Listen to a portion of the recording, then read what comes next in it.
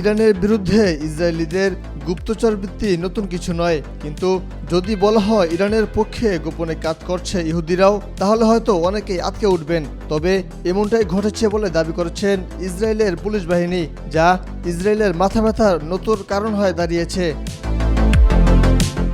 সম্প্রতি ইরানের হয়ে গুপ্তচর বৃত্তির অভিযোগে ৩০ জন ইহুদি নাগরিককে গ্রেফতারের ঘটনা ইসরায়েলে বেশ উদ্বেগের সৃষ্টি করেছে।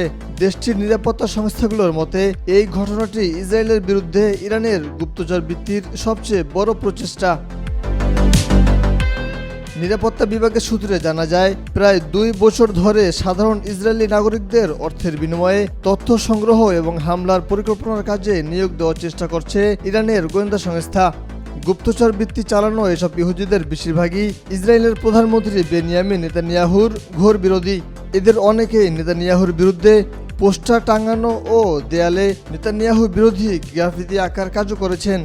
গ্রেফতার হওয়া নাগরিকরা ৯টি গোপন সেলে ভাগ হয়ে গুপ্তচর বৃত্তি করছিলেন। তাদের একটি সেলের দায়িত্ব ছিল ইসরায়েলের একজন পরমাণু বিজ্ঞানীকে হত্যা করা, আরেকটি দায়িত্ব ছিল ইসরায়েলের সামরিক ঘাঁটি ও বিমান প্রতিরক্ষা ব্যবস্থা সংক্রান্ত তথ্য সংগ্রহ করা।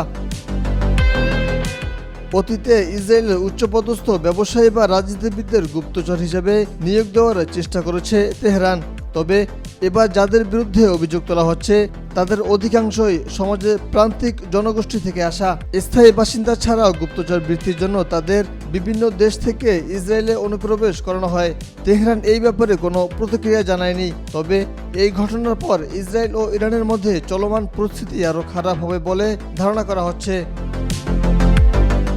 মহিউদ্দিন আহমেদ, আজকাল।